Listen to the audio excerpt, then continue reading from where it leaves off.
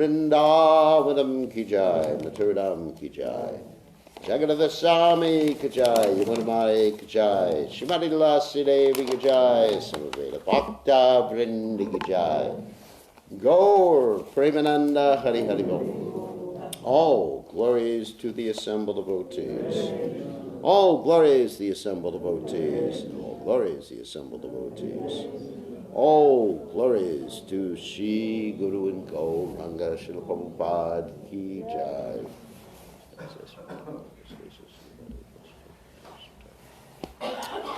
So today is a special day in the Vaishnava calendar.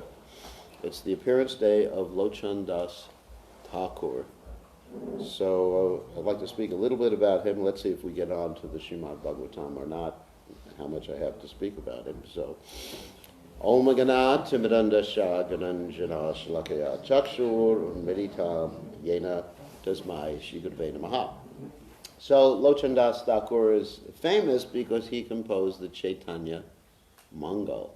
Actually, originally, the Chaitanya Bhagavat by Vrindavan Das Thakura was also known as Chaitanya Mangal. But because of the writings of Krishnadas Kaviraj Goswami, particularly in the Sri Chaitanya Charitamrita, the Chaitanya Mangal of Vrindavan Das Thakura became known as the Chaitanya Bhagavat. And Vrindavan Das Thakura is ordinarily considered, not ordinarily, but generally considered to be an incarnation of Vyasadeva in Chaitanya Mahaprabhu's pastimes. But Locana Thakura, his writings, particularly the Chaitanya Manga, which means the auspicious writings of Chaitanya Mahaprabhu, are considered to be extremely important insofar as the information that one has on the early pastimes of the Supreme Personality of Godhead. The reason for this is that Locana Thakura heard from his spiritual master, Narahari Saraka, who had heard from Murari Gupta. And Murari Gupta, if some of you may know, was with Chaitanya Mahaprabhu through his early pastimes. And Murari Gupta is considered to be an incarnation of Hanuman. And Murari Gupta composed a diary with his direct experiences with Sri Chaitanya Mahaprabhu. Pretty amazing. It's one of the few books with direct first-hand experiences. Of course, that book is no longer extant. In other words, it's disappeared. So his book was written in Sanskrit, actually. He was a very educated personality. Most of Chaitanya Mahaprabhu's direct associates were actually quite educated, very educated in Sanskrit and other literatures and languages like Persian, etc. And his book was Chaitanya Charitamrita. Not Charitamrita, Charitamrita or something like that, but I forget the exact name. And so Narahari Saraka heard this book, memorized the verses in the book, and then recited this book to Locana Thakura. And Locana Thakura, when he heard these verses, he memorized them, and he decided to write the same information in what we call the vernacular. Vernacular means the language that's present at a particular time. So the language that was present at that time was Bengali, obviously, but modern Bengali rather than ancient Bengali. And he wrote in verse form, the Panchali verse form, which means five verses.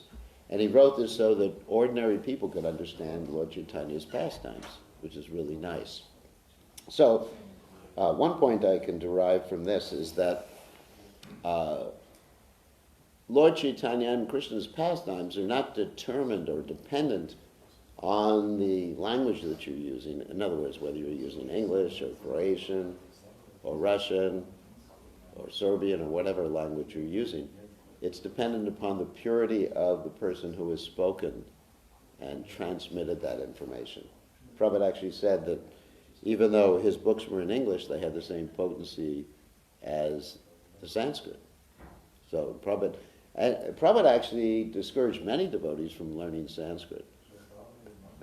He said, what is the use of learning Sanskrit? Of course, we have some devotees who learn Sanskrit to serve Krishna, to translate books, which is wonderful, but the general mass of devotees, they can learn some Sanskrit verses, but they don't have to become experts in Sanskrit grammar, which take 11, 12, 15 years, if one is intelligent. So, here's a little information about Lochan Das Thakura. I have a biography information about him, and then I'm going to speak a little bit about what the Chaitanya Mangal contains. Give a brief summary of the Chaitanya Mangal. Chaitanya Mangal has 4 parts of it rather than 3 parts. And anyway, it's like the Chaitanya Charitamrita that has the Adi, Madhya, and the Ancha, and it has an additional part which is like the introduction. So I'll explain that in a few minutes. So Lochan Das Thakura was born near Katwa, and he did have the association, as I mentioned before, of his spiritual master, Narahari Saraka Thakur, who he dedicated his whole life to. And I was listening this morning to Srila Prabhupada's speaking. Srila Prabhupada was speaking about when he heard Vishwanath Chakravarti Thakur's commentary on the Srimad Bhagavad Gita, the verse, Vyavasayatmika buddhire keha kuranandana bhoshatas turantas cha, etc. Vishwanath Chakravarti Thakur stated that if one is one-pointed in his determination to serve the lotus feet of the spiritual master, one can achieve all perfection. And of course, every morning we chant, Yasha Prasada Bhagavat Prasada Yasha Prasada Nagati Katopi. That by pleasing the spiritual master, one gets Krishna's mercy, and by displeasing the spiritual master, you don't know what's going to happen. That's what Nagati Katopi basically means. You're not going to get, not only you're not going to get it, but you don't know where you're going. So, anyway, this information here about Lochan Das Thakura's mother and father, which is not so important. He married at a very young age. He was a married Vaishnava. As Lord Chaitanya said, Kiva Vipra, Kiva Nyasi, Shuja Kena Nai, Ye Krishna Tattva Veda, Say Guru Hoya. It doesn't matter if one is married, not married, sannyasi. If he knows the science of Krishna, then he can be considered guru. So he was, of course, very attached from his very youth.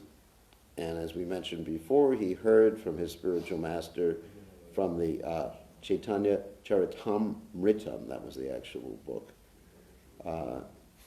And he heard from another devotee named Damodar Pandit, who was one of Lord Chaitanya Mahaprabhu's closest associates. And let's say, I already explained how the name came Chaitanya Mangal rather than Chaitanya Bhagavat. Okay, and now we will give a summary of the Chaitanya Mangal, a little bit of a summary, Chaitanya Mangal, and after that we'll finish up by reciting Lochan Das Thakur's famous song, Harama Karuna Bahudvijanam Nitagora Cha. And that, of course, that was one of Prabhupada's most favorite songs. I remember when Prabhupada would sing this song, he would sometimes go into trance. 2 instances I remember. One was when Srila Prabhupada was in Caracas, Venezuela. I was a temple president years ago when I wanted to do austerities.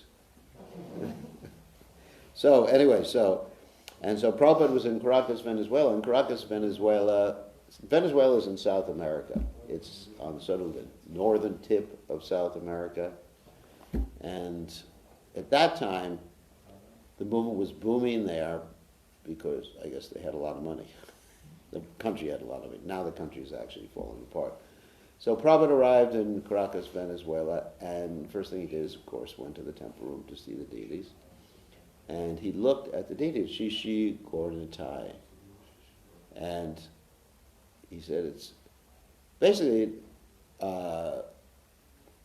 Sri Sri Gaur Nitai, he's just remarking how Sri Sri Gaur Nitai had made their way to this place that was perhaps the farthest out place from Sridham Mayapur.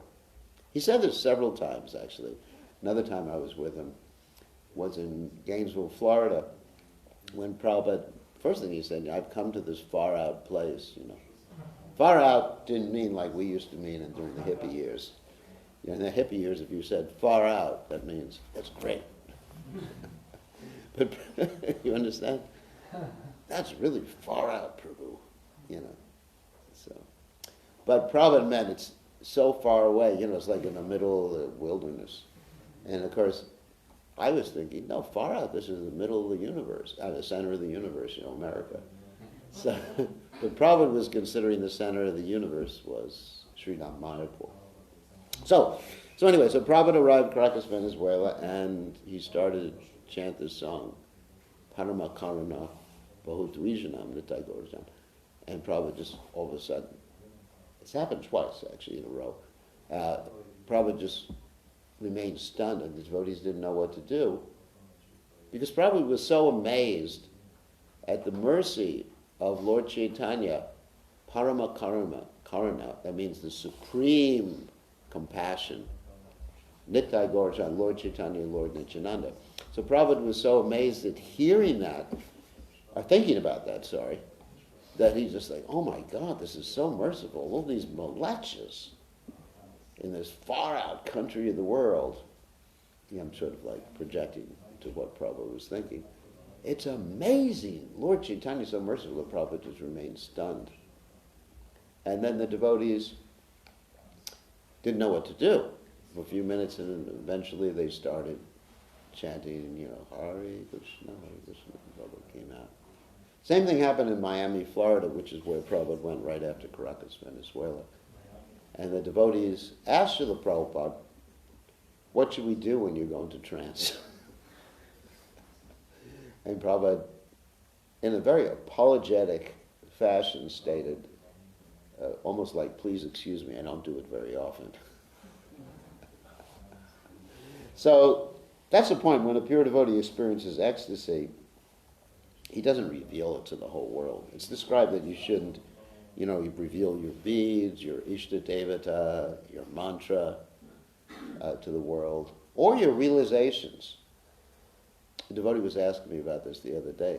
He said, if I'm feeling completely Krishna conscious, and of course I was thinking, that would be nice. So, if I'm feeling completely, should I talk about it with my wife? He asked me this. And I said, or my friends? I said, it's not a good idea. It's something that's kept internal. It's not just say, I just saw Krishna today. No, you keep it internal. I said you can speak about it with your spiritual master. And he may say, very nice, or he may say, no, you didn't see Krishna. Anyway. So Prabhupada that's called Sanchari Bhava, Vyabhachari Bhava, the Prabhupada experience. If you analyze the bhavas or the emotions of the devotees according to the descriptions given by Srila Rupa Goswami and Vishwanath Chakravarti Thakura. So that was the poem of Lochan Das Thakura, which we're going to talk about, and read Prabhupada's purport on that poem after we talk about the Chaitanya Mangal. So here we go. Chaitanya Mangal. The first part is called the Sutra Kand. Sutra basically means like a thread, something that ties everything in together. Just like you have the Vedanta Sutra. And of course, in the Vedic context, when you say sutra, it means not only something that ties everything in together, but something that's spoken very concisely, in very few words. In English, we have this saying, brevity is the soul of wit. I'll translate that. Wit means intelligence. Brevity means shortness. if you can say something, and Krishnadas Kaviraj says a similar thing in the Chaitanya Charitamrita, that one could be able to say essential truths, if I remember the quote properly, essential truths spoken concisely. That's his quote. That means spoken in very short words. Too often people are very wordy. They just like that and say, please summarize this for me. And most books are. Most books are very wordy, and when I went to the university, we read summaries of books instead of reading the books, and I still did well. So, anyway, so sutra, that's what sutra means. So it starts in the beginning with the sutra kant, and the introduction, you have description of his spiritual master, description of the great devotees of Lord Chaitanya Mahaprabhu, and particularly of Bharari Gupta's Chaitanya Charitamrita, which I discussed before, which was his diary on the pastimes of Lord Chaitanya Mahaprabhu. Now, in the second chapter, you find Narada Muni. I'm going to go through it very quickly, or else we'd be here forever. Narada Muni is feeling great compassion for all of us, because he sees that it's Kali Yuga. And in Kali Yuga, there's a problem. Manda sumanda, mantayo, manda bhagyo padvata. Everyone's unfortunate, short-lived, and it's the age of quarrel, the age of iron. And the predictions of Kali Yuga are mentioned in the Srimad Bhagavatam. You can go through a whole list. People will be living underground, eating each other. A religion is just a change of dress. You dress, like if I dress like this, people think I'm a good devotee, even though I'm a rascal. So, religion's just a change of dress. If you have, let's say, money, you're considered high class. Beauty is considered a good hairdo, which I don't have. So, so anyway, all these symptoms are there. If you can speak a lot of words, word jugglery, you're considered intelligent. So there's all these wonderful symptoms that we're being subjected to right now. Of course, the politicians will tax you and tax you. People will head to the woods. Politicians will tell lies. We're experiencing that in many places right now.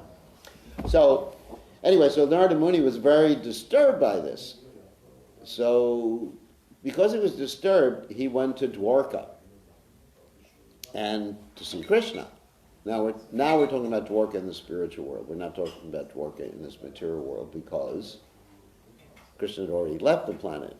And when Krishna left the planet, Kali started to raise his ugly face. And then when Krishna went to Narada went to Dwarka to see Krishna, he went into the palace where Rukmini was. And right before he got there, Rukmini was crying. She was crying because she knew Krishna was going to come down to the earth planet and leave her. And because she understood something about the Gora incarnation. And Krishna revealed to Narada Muni about his Gora incarnation, actually showed him his Gora incarnation at that particular time, and Narada Muni was in ecstasy.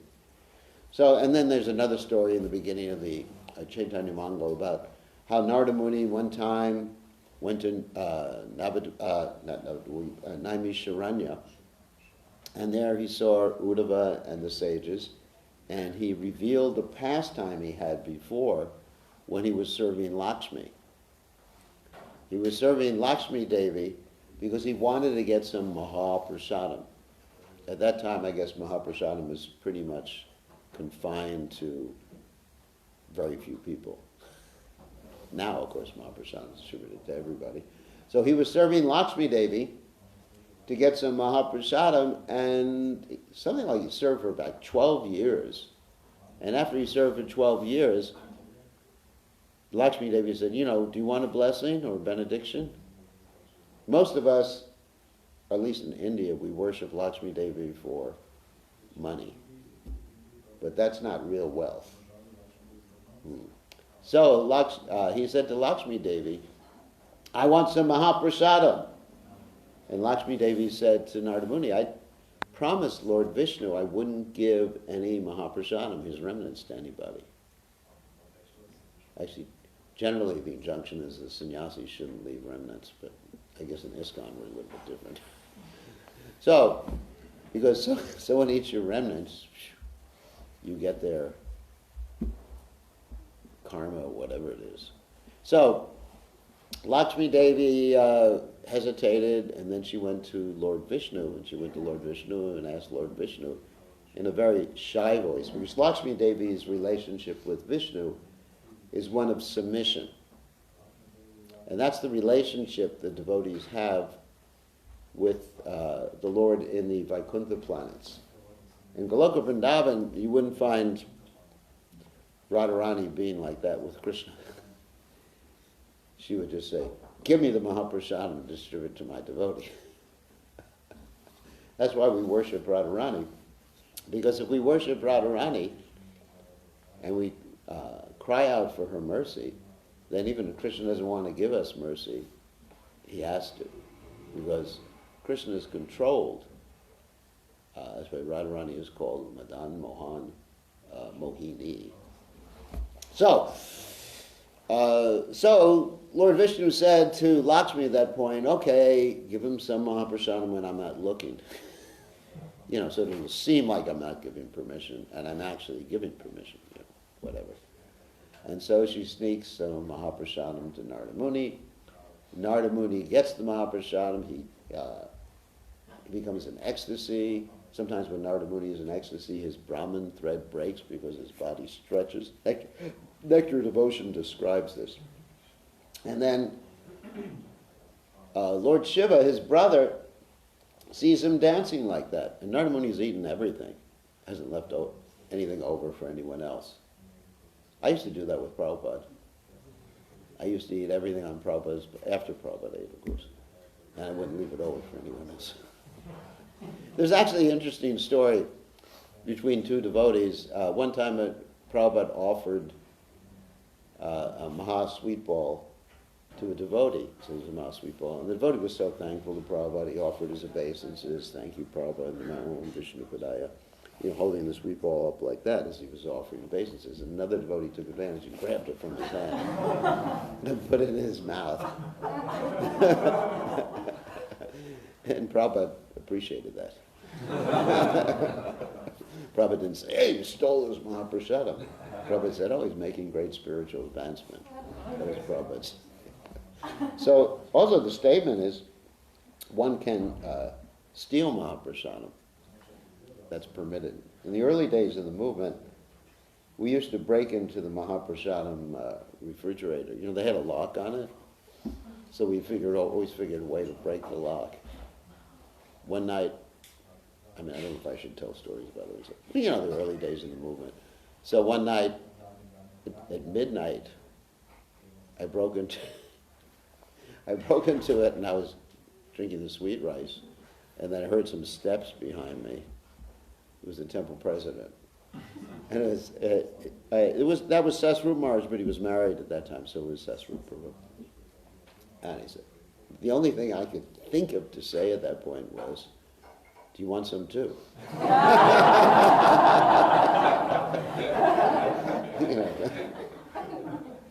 That's, what do you say? I'm not stealing. And so he took it. Anyway, those are the early days. So Narada Muni was dancing with this Mahaprasad because he had taken because he had taken Mahaprasadam, and then Lord Shiva said, "What's happening, brother?" And he said, "I got Mahaprasadam. I'm ecstatic." And Lord Shiva said, "I'm your brother. Did you save any for me?" And Narada Muni said, "I'm sorry. I ate it all."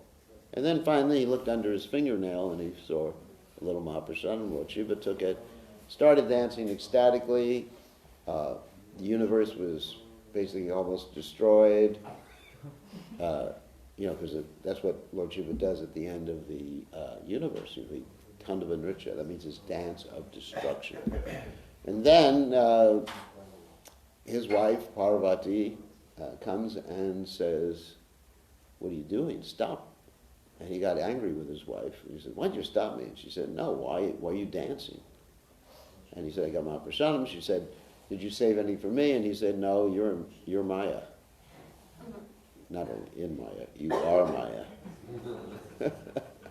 It's like, yeah, just like in the beginning of the movement, the devotees were not informed that women were Maya. So we never thought of ladies like Maya. We just thought of them as devotees.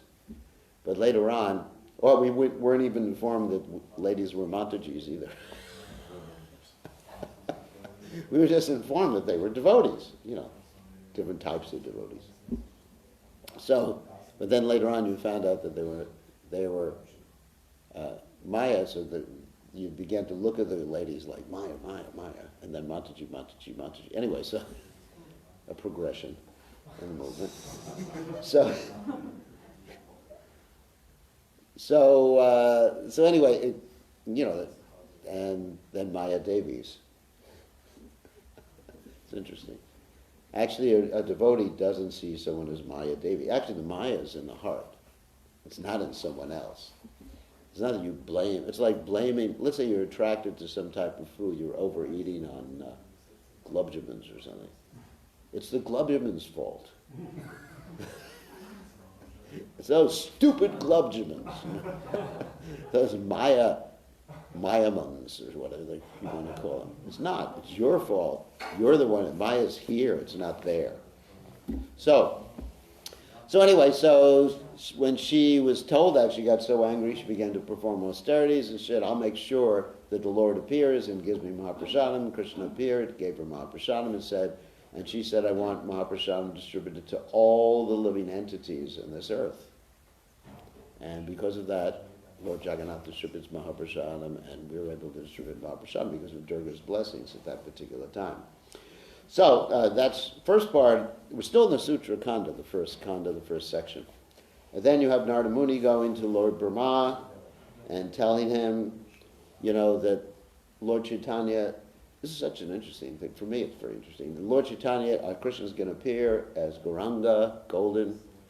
He asked Lord Brahma, what scriptural reference do we have for this?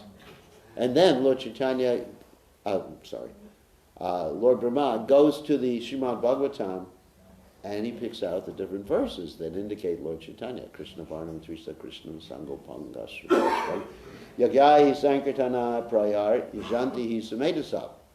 That in the age of Kali, Krishna doesn't appear in the same color, but he appears tweets all Krishnam, not in blackish. He appears to Varnayati, in other words, Varnayati. He appears to chant the holy names, and he appears with all of his associates. Krishna Varnayati, Krishna Sango Pangastra Astra, like Astra means weapon or may mean associates. Yagyahi Sankirtana Prayar Yajanti Sumedasa.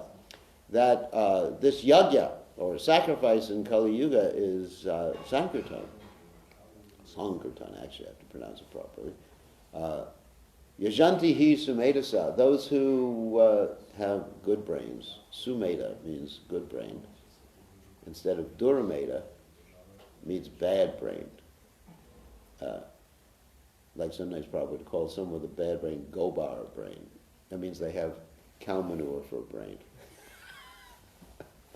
Gobar brain. So, those who have good brains, they join the Sankirtan movement. So Lord Brahma actually gave that reference, and then Lord Brahma told Narada Muni to go around and tell all the other demigods time to appear on the earth planet to assist the Supreme Personality of Godhead, who has come to Paritranaya Sadhanam Vinashaya Chatuskritam, come to establish religious principles, protect the devotees, and annihilate the miscreant mentality in the hearts of everyone. So that's the Sutra Kand. And it's such a nice book. I recommend this book to everybody. Is it translated into Croatian? Yeah. No.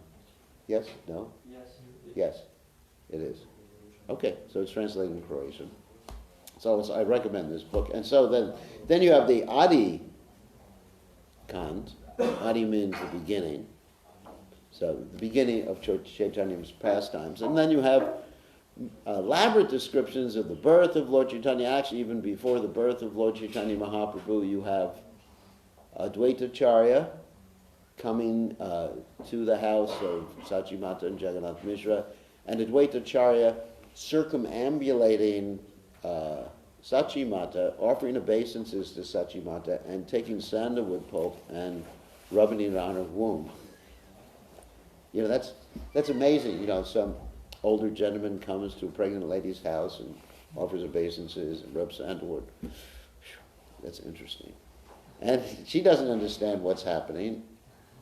But this is, of course, prediction of Chaitanya Mahaprabhu's advent. Then there's Chaitanya Mahaprabhu's advent after that, and many stories of Chaitanya Mahaprabhu's childhood pastimes. And one interesting story he tells there is Lord Chaitanya and the puppies. Some of you may have heard this story before. The Lord Chaitanya Mahaprabhu saw puppies means baby dogs, in case you didn't know. And Lord Chaitanya sees these baby dogs and he adopts them. And his mother gets real upset because Brahmins don't keep dogs in the house. And he's arguing with his mother, oh, the puppy is so cute. And then his mother says, all right, I'll take care of the puppy. And then Lord Chaitanya goes out to play and she gives the puppy away, and Lord Chaitanya comes back and he's disappointed, and the puppy's gone, and he blames his mother, and ultimately the puppy goes back to home, back to Godhead. I mean, there's other stories, like in the Chaitanya Charitamrita, there's the story of the dog that followed Shivananda Sain to Jagannath Puri, and that dog was later on fed coconut pulp by Chaitanya Mahaprabhu, and the dog was chanting Hare Krishna, went back to Godhead. So there's stories of Lord Chaitanya liberating dogs. And there's interesting story about his interactions in the Adhikand with Murari Gupta. One story in the Adhikand is that one time Murari Gupta was talking about medical things. He was a doctor. And he was walking with his associates. And Lord Chaitanya Mahaprabhu imitated him. And, you know, just making fun of him. And then Murari Gupta didn't pay much attention. Lord Chaitanya said, you know, just see, later on I'm going to teach you a lesson. And later on, what happens, I mean, a little risque story. What happens is that he goes to Murari Gupta's house while Murari Gupta is eating his meal, and he passes urine on Murari Gupta's food. I mean, this is very similar, of course, to Krishna's pastimes when he was young. That Krishna would steal the butter, pinch the babies, and also sometimes do that, pass urine. Pizzas when he couldn't reach the butter. So very similar, adorable pastimes in his youth. And then, of course, there's elaborate descriptions in the Chaitanya Mangal about Lord Chaitanya's two marriages. You know, first he marries Lakshmi Priya, and Lakshmi Priya dies from separation when Lord Chaitanya Mahaprabhu is away. The snake bite of separation. The feeling of separation assumed the form of a snake and bit her. And then Lord Chaitanya comes back, and then his mother arranges another marriage with Vishnu Priya, elaborate description of that. And then there's an elaborate description of Lord Chaitanya's going to Gaya after the departure of his father, Jagannath Mishra. And Gaya is the place where Lord Vishnu's footprints are, and where Pinda is performed. We described the other day what Pinda was. Pinda means what you perform upon the disappearance or death of a relative. And this helps them achieve a better destination. So he goes to Gaya, and in Gaya, he meets Ishwara Puri, his spiritual master. And then he takes initiation from Ishwara Puri, because before he took initiation from Ishwara Puri, he didn't manifest openly who he was, that he was Krishna in the mood of Srimati Radharani. So he manifested before that he was a scholar who was approaching and challenging the devotees, rather than someone who was a devotee. So then he comes back and he exhibits these amazing pastimes of being a devotee of the Lord, holding his 24-hour kirtans or 48-hour kirtans in Srivas Thakura's house. And so many pastimes are described. Many of these same pastimes are described in the Chaitanya Charitamrita and also the Chaitanya Bhagavat. So I'm not going to elaborate on those pastimes. And then, particularly, he describes, which you don't find in other places, the interactions that he has with his wife and mother before taking sannyas, because they know he's going to take sannyas. So they talk to him about it, he talks to them and assures them, and then in the middle of the night, he leaves and goes across the Katwa, across the river to Katwa, and takes sannyas from Keshava Bharati. And then he makes his way to Jagannath Puri. So that, of course, that's in the Madhya Kanda. Now we're at the Madhya Kanda. And then finally, in the Sesha Kand, he's in, that's the final Kand, the end Kand. He's in Jagannath Puri and goes to South India and is with his devotees and is described, each of these devotees, who they are in Krishna Lila.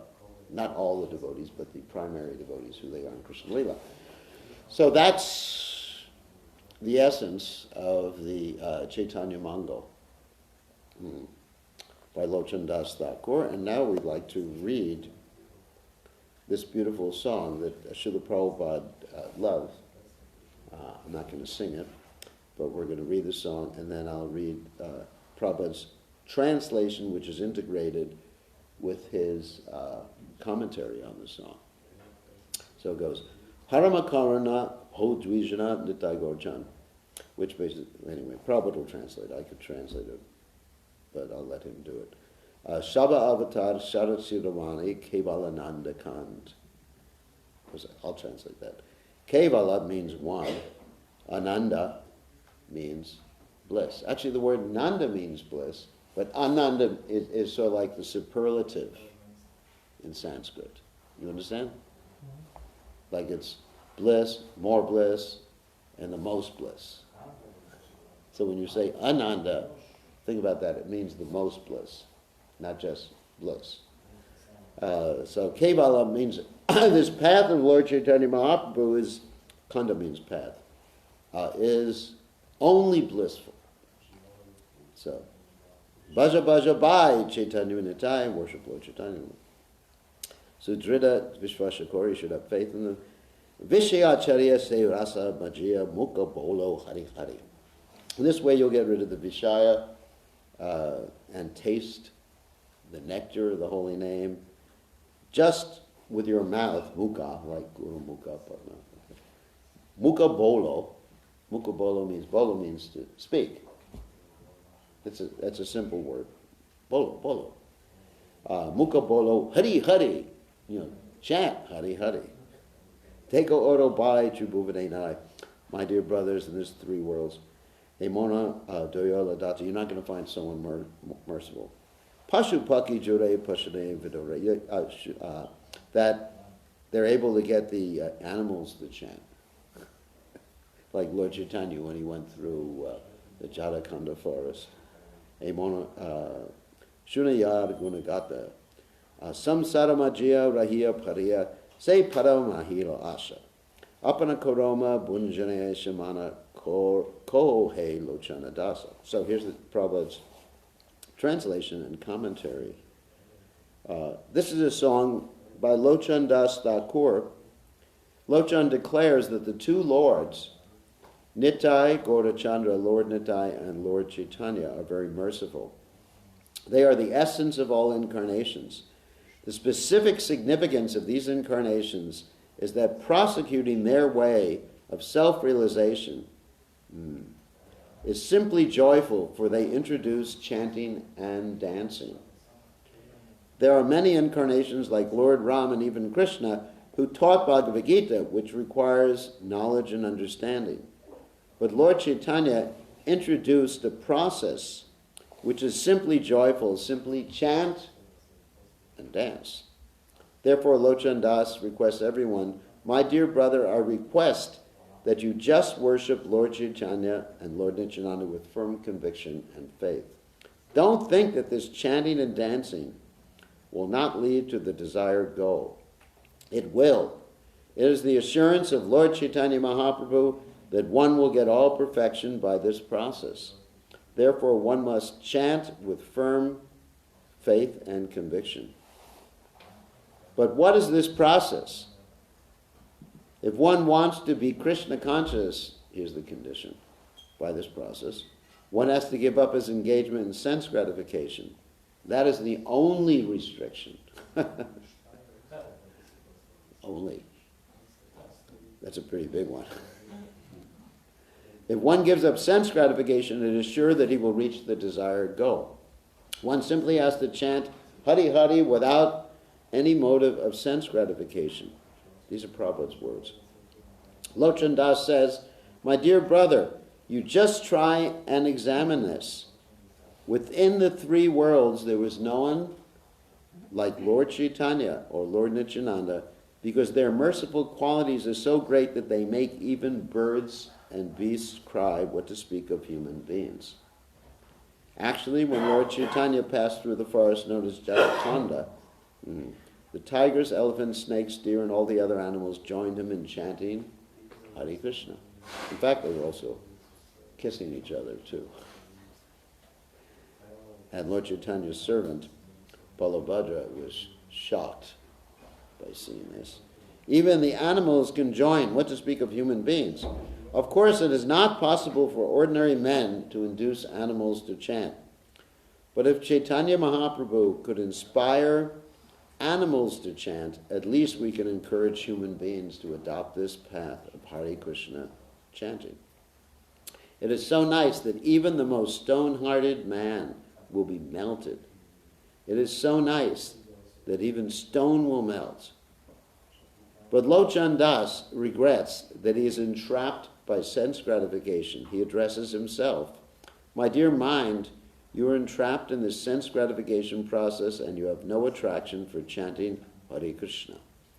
Since you have no attraction for the lotus feet of Lord Chaitanya and Lord Nityananda, what can I say? I can simply think of my misfortune. Yamaraj, the superintendent of death, is punishing me by not allowing me to be attracted by this movement. And it's described by Srila Prabhupada, described here. Lochan Das Thakur, born in the Shakopti year. That is not the year that we're accustomed to. So he was born in like 1600 and something, and disappeared. He lived for 95 years in this world, serving Chaitanya Mahaprabhu. So, I guess, any questions or comments? Yes, Ishwar Prabhu. I have a question regarding the Mahaprasadam. Is this Mahaprasadam, it's power to purify us, to purify people, dependent or not on our consciousness? Meaning, so we very often will even steal Mahaprasadam when it's gulab jamun or rasagula or something like this. But if it is water or some, we won't take it. We will not even take it. So does this purifying effect of Mahaprasadam depends on our consciousness or not? Well, it still purifies, but you get more purification if you actually appreciate that it's Mahaprasadam and not just try to get into the ordinary taste. Not ordinary taste, but just try to enjoy your senses. Like Prabhupada even said one time, many stalwarts have fallen down in the name of Mahaprasadam. In other words, trying to enjoy their senses and using Mahaprasadam to try to enjoy their senses. So, it's a good point. That I actually spoke about this yesterday in class, because you weren't here. That usually, if we offer someone a piece of broccoli or something from Krishna's plate, they say, no, I wanted Mahaprasadam. So in this way they're committing an offense. They're considering Mahaprasadam to be ordinary food when they discriminate between one and another. Actually, when I took the remnants from Prabhupada, I also ate the grape stems and the orange rinds, the peels from the oranges. And that was just as nice. So, yes, good point. good point. Actually, whether something is Mahaprasad or not also depends upon who cooked it and who offered it. There's other factors too. Because Krishna doesn't have to accept something if we don't offer with love and devotion. Patram pusham pulam toyam yome bhakta priyachati. Krishna can reject it. We had experience. For a long time I was doing pujari work, and I could see when something was offered without the right consciousness, sometimes the deities would throw the plate on the floor. You go into the altar, to do the arti, take the plate off, and it was on the floor. And then, the building was made of concrete. It wasn't shaking. It wasn't Mexico during the earthquake or something like that. There's no reason it should be on the floor. And there was another time, this was San Diego. I wasn't there for this, thank God. The devotees woke up in the morning and found there was deities Jagannath, Baladev, Subhadra. All that was left of Subhadra was like a burnt mark on the altar. And they asked Prabhupada, and Prabhupada said there were offenses made, so Subhadra left. And so the deities can actually leave if there's offenses. And they said, that story, which I've told, some of you may have heard me tell the story, I've told it many times, that one time I was with Prabhupada, and the devotees were complaining to Prabhupada that they had visited a temple, it might have been one of his godbrothers, that didn't treat them nicely, treated them very badly. And they said to Prabhupada they had gone to see the deity of the temple, and Prabhupada said, in a very heavy voice, he said, there is no deity in that temple. And the devotee said, but Prabhupada, we saw the deity. And Prabhupada said, you heard what I said. There's no deity. And so, obviously, the devotee saw the deity, and Prabhupada said, there's no deity, and that meant the deity had left. The deity, all that was left was the material elements, that Krishna actually left that situation. And then Prabhupada told the famous Bengali proverb, or poem, or whatever it was, that they're using the Shalagram Shila to crack nuts with. In other words, Shalagram Shila is incarnation of Lord Vishnu. And if you use it to crack nuts, it's like taking the deity and just using the deity as a nutcracker. Obviously, that's a hellish thought. So, so there's that, who offers, who cooks the food, and whether it's prasadam at all. Devotees may be eating boga, for all we know. I'm not saying here, Lord Chaitanya is very merciful, but especially when you have Radha and Krishna deities, one has to be very careful. I was also listening to a class, I think it was yesterday, Prabhupada was installing the Radha Krishna deities in Los Angeles, and Prabhupada was crying. He said, you have to understand you're dealing directly with Krishna. Be very careful, because you commit offenses. Lord Chaitanya doesn't take offenses, so we're very fortunate. Panchatattva is here, and Zagreb Gornatai, so very fortunate. When you have Radha Krishna, you've got to be on your toes all the time. Everything has to be punctual, right on time, clean, everything. And so it's very dangerous to install Radha Krishna if one's not qualified. So, any other questions or comments? Yeah. What about Jagannath Baladev Subhadra deities? What about them? They're nice. Merciful? They're merciful. Those were some of the first deities Prabhupada had installed too in the movement. And of course, there's the famous story of how they came to the movement. That you have my godsister Malati was shopping. Actually, she was stealing. Anyway, so she was true story. It's anyway, whatever. So she was at this import shop in San Francisco, and then she saw this little tiny figure, and she took him as Lord Jagannath. And she brought him to Prabhupada. Prabhupada said, Prabhupada, what's this? Prabhupada offers obeisance immediately and said, Lord Jagannath has come to America.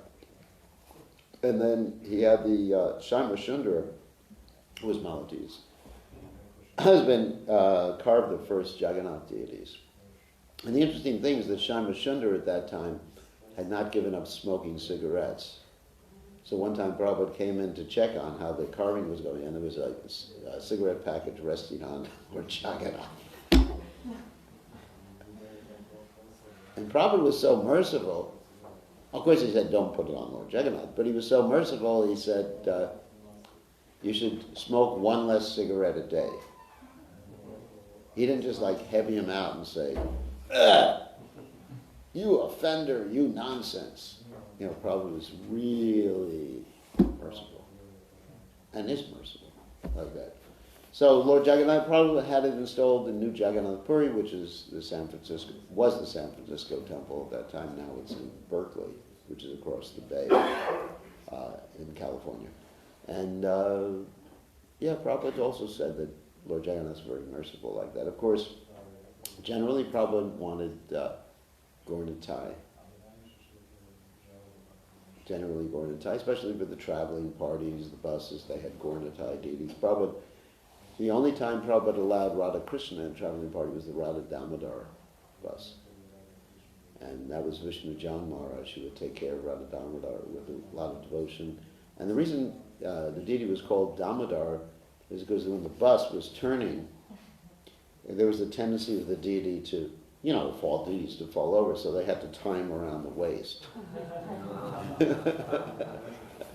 You tie both the Radha and Krishna around the waist, so that they wouldn't move. And that's Damodar, tied around the waist. That's how he got the name, Radha Damodar.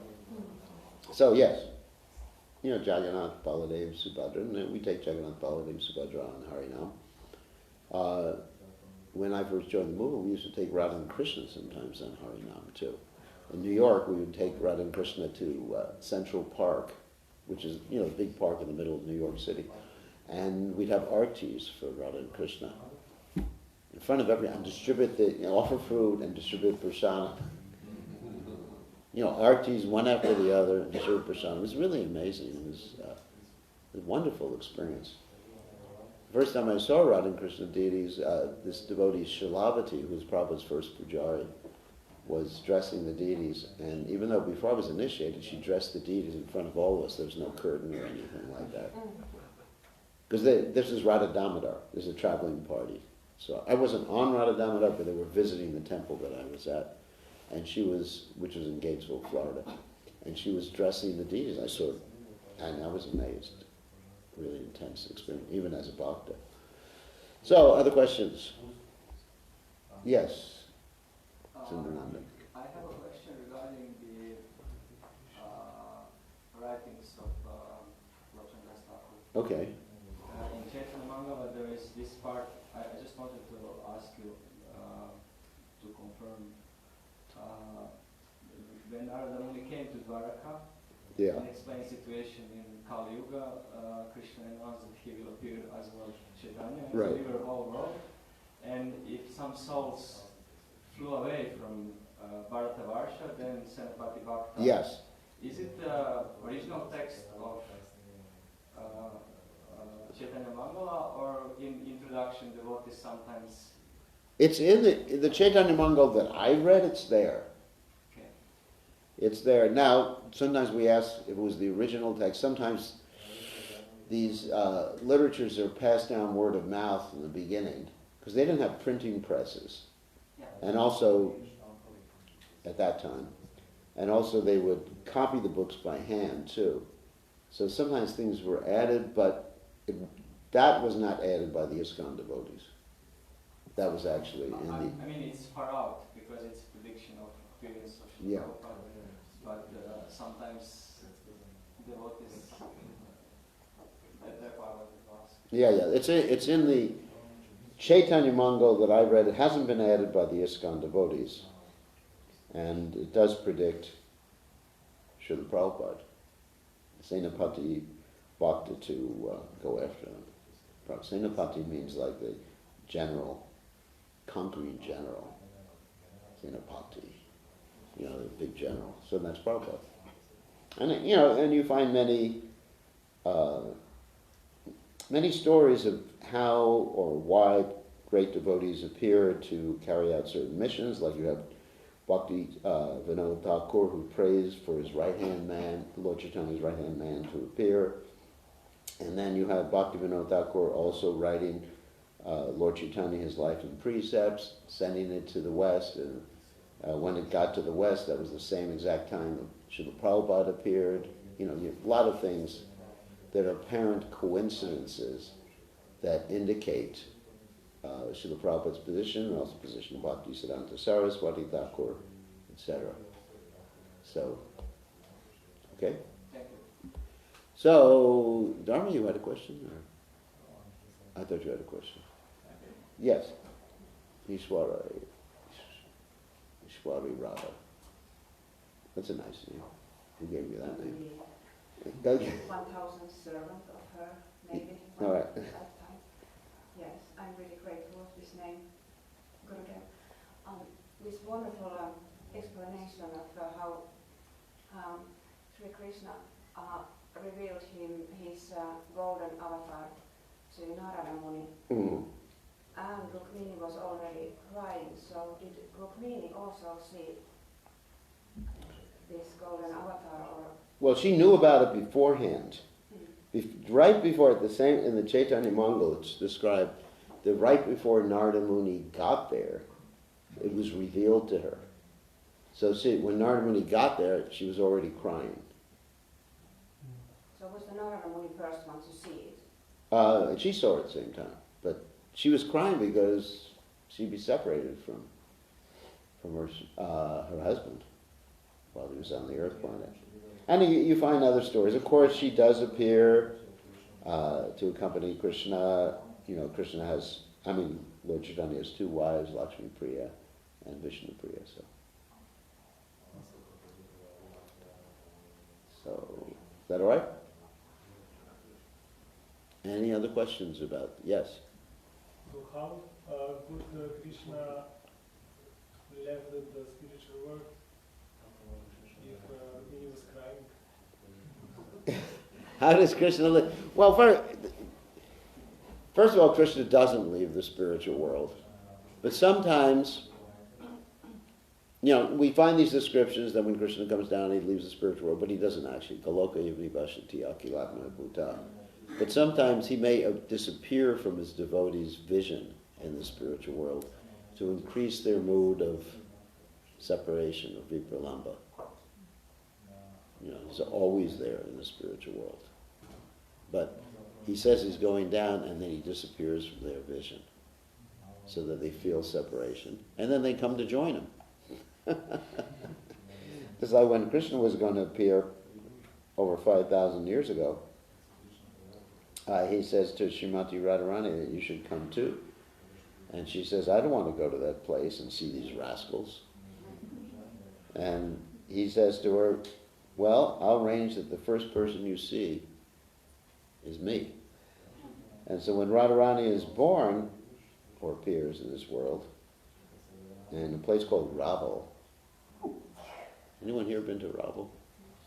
Some of you have been to Raval. Of course, if you go to Varshana, they'll tell you that she appeared there, but she, according to our Acharya, she appeared in Raval. So when she appears, she's blind. And the parents are thinking, this is very inauspicious. You have a blind child, not so auspicious. And then Narada Muni says, you should hold the name-giving ceremony and invite everybody, including Nanda Maharaj and Yashodamaya and everybody else, even though you think it's not auspicious. So they all come for the name-giving ceremony, and Krishna's also a little baby, so he crawls up to her, and she smells his fragrance, and she opens her eyes for the first time. So the first person she sees is Krishna. And actually after that, because she's so much in love with Krishna, that's all she sees anyway. And the Bhagavad Gita, the verse we quoted the other day, Yomam Pashati Sarvatra Sarvam Chamai Pashati Dashaham Na Panashami Sacha Me Na Panashati. 630 in the Gita states that that's really a devotee's situation, one who sees Krishna everywhere and sees everything in Krishna. Of course, Krishna is saying that in a different context. He's saying, one who sees me everywhere and sees everything in me is never lost to me, nor am I ever lost to him. 630 in the Gita. So, Radharani, you know, a pure devotee doesn't see anything other than Krishna. Premanjana charita bhakti vilochenena santak sadaiva hridiyeshu vilokiyanti yam shanvashandharma chincha govindam adipurvasham tamaham bhajami. That's a pure devotee. So yes, these are intense emotions. Pure devotees and in the spiritual world are always experiencing intense emotions. There's nothing dull in their lives. They're not thinking, I've been there, I've seen it, I've done it. Ugh, another rasa dance. Why don't they play a different song tonight? Why don't they play a George Harrison song instead of Krishna playing a flute? What is some other instrument tonight? It's ever fresh, and the emotions are extremely intense for a pure devotee. When a pure devotee, like Lord Chaitanya's associate Mukunda, even sees a peacock feather, they go into extreme ecstasy. But for ourselves, we chant Hare Krishna and we don't feel anything. But a pure devotee sees a peacock feather, and that's it. It's enough to knock him unconscious.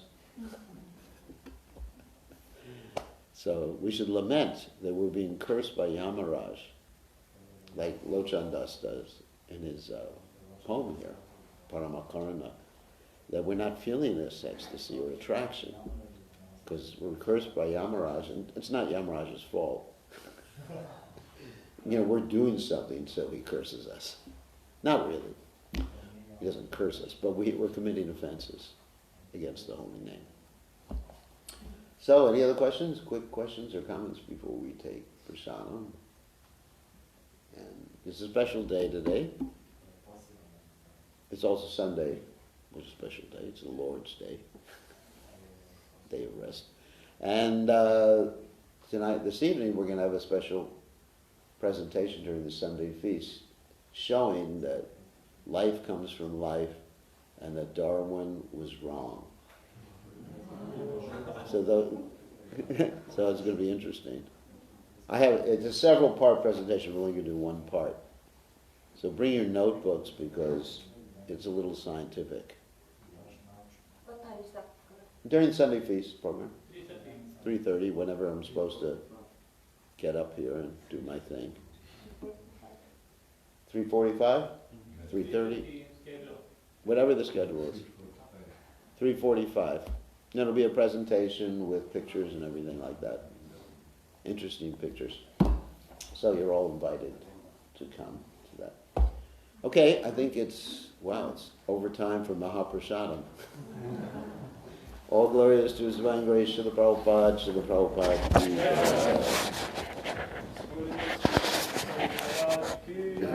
Everyone in class. See that? All the nice Vaishnavas. Haven't seen you for years.